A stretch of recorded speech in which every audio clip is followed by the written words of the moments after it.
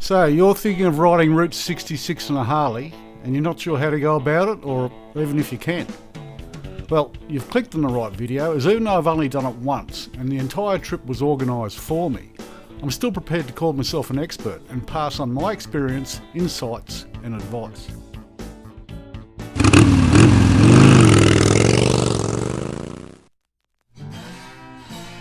But first things first, there may be some of you who are a bit hesitant as you think the ride might be a bit much.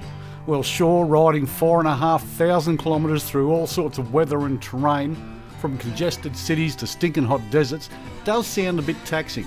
But I actually found it wasn't as hard as I thought it would be. And I'm an unfit, easily distracted smoker in his mid-50s who usually only rides around town. Before this, my longest ever ride was a 700 kilometre round trip to Albury-Wodonga. But except for a bit of third-degree sunburn, having my knackers poached and groin sweat, and a chronic case of rider's bum, Route 66 didn't hurt that much at all.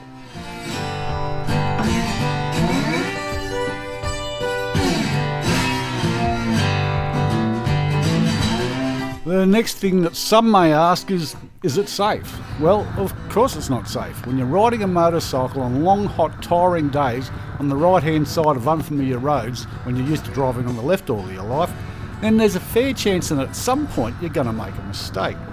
Just got to hope it's not a bad one. The mob I went with actually put keep right, look left stickers on the screens of our bikes, which would have been great if they jumped up and slapped you in the face when you were about to get it wrong. But they didn't. They just sort of sat there after the fact saying, "Told you so." Ironically though, the closest I came to being cleaned up was when I stepped out in front of a car when walking to the shops in Flagstaff, Arizona. There were a few sort of close calls, but we all got through the ride pretty much unscathed, with the nearest thing to an incident being when one bloke lost his line in gravel during roadworks just outside of, was it Gallup, New Mexico, and he had to kick off a cement barrier. He probably would have held it, but his missus panicked and tried to bail, causing him to lay his electric glide down. She bruised her ankle a bit, but the bike didn't get a scratch. In fact, the only damage to any of the bikes the entire trip was to another electric glide when it had its antenna broken off by a rampaging donkey when it was parked up in Oatman, Arizona. I kid you not. So with endurance and safety sorted, the next obstacle some may struggle with is actually planning and organising the trip. That was a biggie for me, as even though I've always dreamed of riding Route 66 on a Harley, I had no idea on how to go about it, nor the confidence to do so. If this trip wasn't dropped in my lap, I'd still be calling a ride down to the shops and back an adventure. But it turns out to be ridiculously easy, as the people that organised our trip hired our bikes through Eagle Rider, and they are bloody brilliant. At the risk of sounding like an unpaid commercial, Eagle Rider do Route 66 tours, or bike and motel packages, or just bike hire, all at pretty bloody good prices. All I'm saying is have a gander at their website and a play with their trip organiser to see what you come up with. But if you do happen to book a trip, don't forget to mention this video. Probably won't help you at all, but I'm angling for a free t-shirt at least. Now, our group only used Eagle Rider for bike hire, as we already had people who knew Route 66 and people who liked organising stuff. And even though they did a great job and my whole Route 66 experience was better than I expected, my fantasy vision of the trip was more like the movie Easy Rider, without the getting murdered bit. Now, don't get me wrong, riding in a large group with a road captain and support vehicles is a great way to go, as you don't have to plan or do a thing. You just chuck your bags in the back of the truck in the morning and they're there waiting for you at your next hotel when you arrive in the afternoon. But it can be frustrating at times, as you always seem to be waiting for someone. I don't think we ever achieved our 7 a.m. stands up, and we often overwhelmed restaurants and the like when we stopped for a feed. But we did get the fuel stops down pat, as every few days each of us would fork over a 50 to one of the pigeons, and while we crowded our Harleys around a Bowser like hogs at a feed trough, passing the nozzle from bike to bike, she'd go in and pay for it all in one hit. Also, I wasn't totally comfortable with the tight 1 second, 2 second staggered formation they tried to get us to do, so I didn't find it a relaxing way to ride. With my biggest problem being at times I found myself starting to focus on the tail light of the bike in front of me, which isn't a good thing. And at one point I had to punch myself in the face to snap myself out of it, which also isn't a good thing when you're wearing a full-faced helmet. But our close formation riding was at its best when we were going through towns and cities out of fear of becoming separated, but we were at our worst when approaching these towns and cities on the interstate, as some of our crew insisted on using their cruise control and would slowly drift back, spreading the group out by up to a kilometre at times. Then, when realising we were about to hit city limits, would have to open the throttle to spend the night in jail speeds just to catch the front of the pack. But all things considered, going on an organised group ride is probably the best introduction to Route 66. But if the missus ever let me do it again, I'd probably just ride it with one or two mates, or even solo, for the total iconic experience. That way you could just set your own pace, stop where you wanted for as long as you wanted, even taking potluck with accommodation. Although I fully appreciated the luxury of some of the big city hotels and casinos we stayed in getting to them we rode past a number of struggling small town motels actually on Route 66 that would have loved our business and surely would have enhanced the experience. I suppose it depends on what you're looking for on the ride, as I wanted to take it all in, but it appeared that for some the novelty wore off when it started to get real hot, and their main focus became just getting to the air-conditioned comfort of the next hotel, which was a bit of a shame as we missed some sights and attractions that I wouldn't have minded stopping at, including the Route 66 Auto Museum in Santa Rosa, New Mexico, which we rode past twice without stopping. But then again, going without a guide would present its own problems, as even though our road captain had ridden it 6 times, we still got lost. A lot. As Route 66 doesn't exist as a single entity anymore. With bits here and bits there, we spent a lot of time crisscrossing the interstate and backtracking just to ride a few kilometres of the original road. I suppose it depends on how pedantic you want to be about it.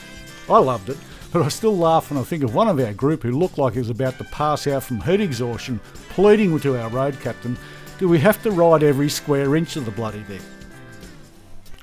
Well, we spent 12 days riding every square inch of the bloody thing, including a day off in Flagstaff, and this appears to be a standard as it's a comfortable pace, with our biggest day being just over 600 kilometres.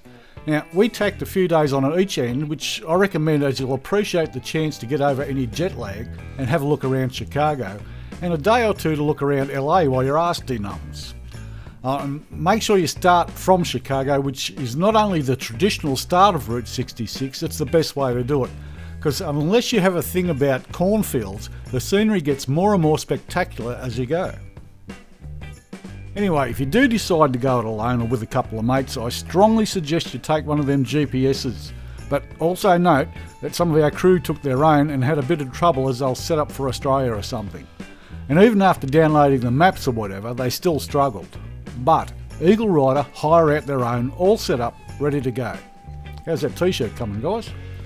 And if you're thinking of using one of those new flash phones with the Google Maps or whatever, just check it out first, as I don't know how the data works with them things, and I've heard some real horror stories with downloading data using international roaming. Well, that's about it for the moment, but if I do think of anything else, I'll add it to the description or in the comments. Invite you to do the same, as with any questions. Oh, and if you do hire a bike, make sure you take out the bike insurance, as I think it's an optional extra. And of course, unless you're incredibly rich or incredibly stupid, take out travel insurance, as some people somehow still think that if something happens to them overseas, the Australian government will come running and help them out. They won't. And when taking out travel insurance, make sure it actually covers motorcycling, as many don't. The original policy we took didn't cover riding a bike over 250cc's, and we were just lucky that one of our crew was the type of bloke who actually reads the fine print. And finally, for those who are interested, I'll list a few highlights and what I reckon are must-sees, but I strongly recommend you do your own research, as it's a bit of an empty feeling when you get back and realise you've missed something you really would have liked to have seen. Now, when I saw in our itinerary that we're going to spend a few days in Chicago, I was a tad nervous, as the place hasn't got the best reputation in the world. But I thought, fine, I'll just deadbolt the door and wedge a chair under the handle and cower in my hotel room until it was time to pick up the bikes. But honestly, Chicago needs to market itself better, as it's a beautiful city with friendly people, but the only dangerous thing I come across was the Irish pubs. In fact, I was going to watch a Bears game after a couple of quick beers with the locals, but not only did I not make it to the footy, I got no idea how I made it back to my hotel room. It was a great night, with great people in a great city, and not so great hangover. I liked the Gemini Giant in Wilmington, Illinois, as the first iconic thing I recognised that brought home the reality I was actually there, riding Route 66, although the whole trip still feels a bit surreal. And then you got the Midpoint Cafe in Adrian, Texas, as it's the midpoint of Route 66, and I really looked after us there as it was a trip back in Americana with my coffee and pie. And the state of New Mexico is absolutely stunning as we rode through the backdrop of every western ever made. Another highlight, well for me at least, was being able to smoke inside the casinos, as it sort of made me feel like part of society again. So I can't remember the last time I could sit at a bar with a durry hanging out the mouth. The Bandera Ice Cave and Volcano, as it's a volcano you can climb up and into the crater, with a bloody ice cave at the base. It's a weird freak of nature I've never even heard of before. The Painted Desert of Arizona was pretty cool, but the Mojave Desert had a unique look and feel about the place which I can't really describe. I just felt a connection. Obviously the Grand Canyon, as it's a bit like how people tell you you won't remember what you did before you had kids.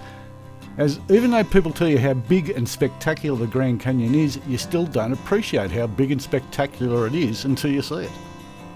Also the Meteor Crater near Winslow, as it's one of the few sites where when people reach the top of the viewing platform, they would stop and fall silent in awe as they try to take in the power that must have been unleashed in this place. It's a hell of an amazing sight, which again does not translate to photo or video. And of course trying to take it easy while standing on a corner in Winslow, Arizona, as when I was there I could almost hear the Eagles classic song playing. Actually I could hear it playing as it was on continual loop through the speakers of the souvenir shop across the road. In fact, I just loved all the touristy bits, even though some were incredibly cheesy, most were repetitive in theme, but all made a genuine effort in making you feel welcome. But I have to give a special mention to Oatman, Arizona, which has been described as a living ghost town. I've never seen anything like it. From the rampaging burrows sending tourists diving for cover over hitching rails, to the saloon with its walls, banister and ceilings totally plastered in dollar bills. Yeah, it's touristy, but it's an old gold mining town that caters for tourists, not like many other attractions that were created for tourists. But by far the biggest highlight of the trip was a personal one. It was on our day off in Flagstaff and a few of us rode the 100 kilometres to catch a charter flight over the Grand Canyon. After the flight the crew continued on to have lunch, but I decided to head back to the hotel to catch up on a few things. And there I was, riding alone on a Harley on a beautiful day along a quiet stretch of highway in Arizona, something I seriously never dreamed I would ever do. It just didn't get any cooler. But then in the distance I saw another Harley approaching, and as we passed we both did the 2 fingers to the road salute thing, and that was the coolest moment of my life. That ride alone would have made the entire trip worth it. It's something I'll never forget as long as I live.